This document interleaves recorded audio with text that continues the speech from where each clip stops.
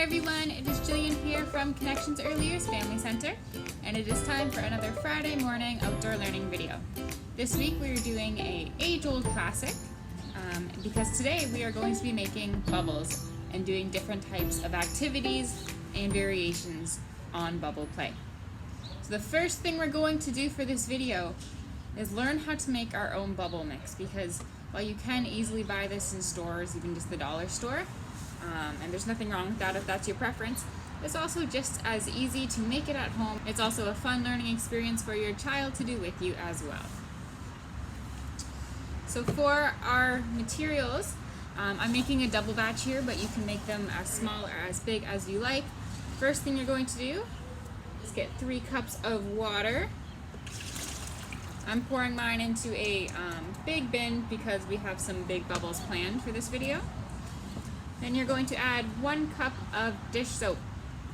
So the important thing for this is that if you are doing this activity, you want to be doing the dish soap measuring yourself, because it can be irritating for your child's eyes.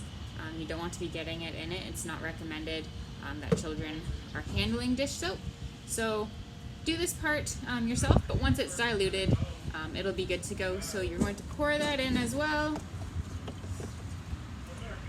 And then for our last ingredient, this can vary depending on which bubble recipe you're doing, but for ours, we're going to be using 4 teaspoons of sugar. You might also see this recipe listed online with things like glycerin or corn syrup, but sugar I find is just the one that is most accessible and the most common around people's homes. So once you get that in there, this is going to be your bubble mix. And do keep in mind that this is a lot of bubble mix for me today, but you can actually store it for future use. When you're all done, you can pour it into a tightly sealed container, including an old bubble jar, and save it until next time to eliminate all that extra waste we hope to avoid.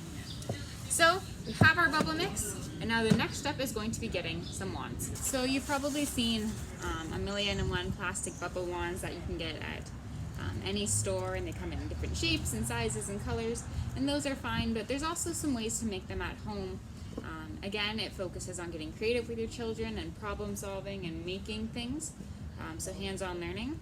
It's also just a fun way to expand the activity and find more ways to add on to our bubble activity. So 2 ways that we're going to do this. First way is to use some pipe cleaners.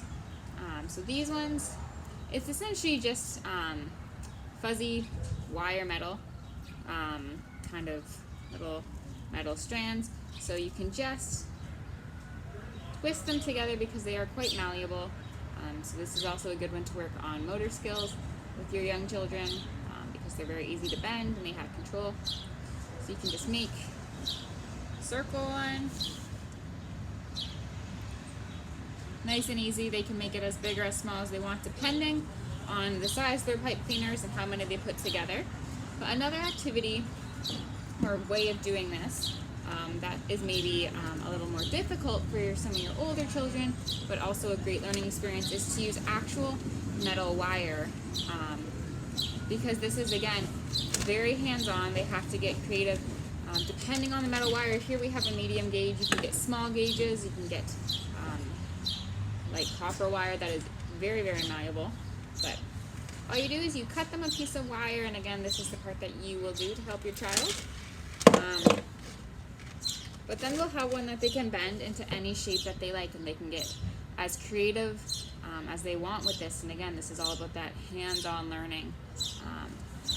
And in some ways, this is a very interesting lesson to add, because you're teaching your child, as you help them through this process, not only about playing with toys, but also the importance of distincting or making distinctions between toys and tools, which is something that is always a great teaching point. But again, they can just twist these into any old shape they want. And again, the beauty of this is they can do it a million times over. They're never limited. They're only as limited as their imagination is. So they can make all the shapes that they want. Again, you just put it in, and you can use it to make your bubbles. they wanted to make different shapes. They can attach them to other objects.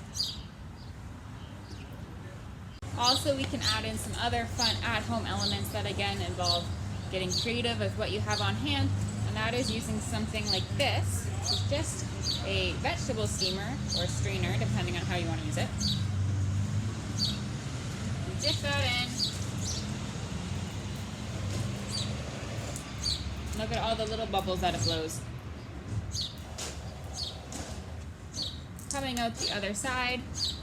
Again, this one's quite neat because they're not even floating away, they're just staying there.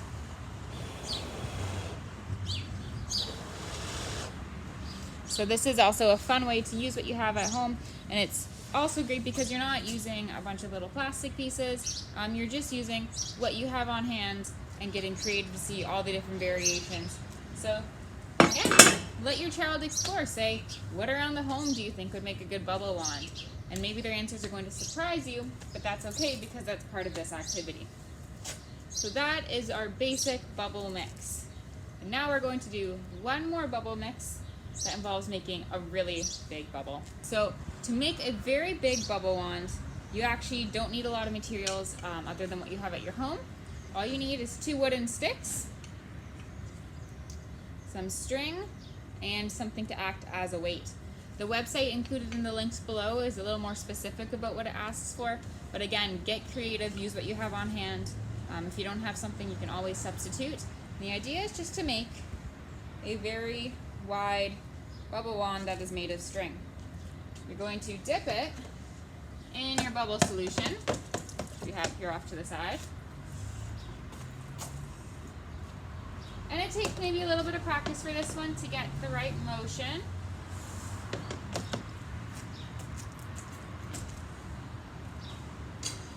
But eventually you're going to get a very big bubble.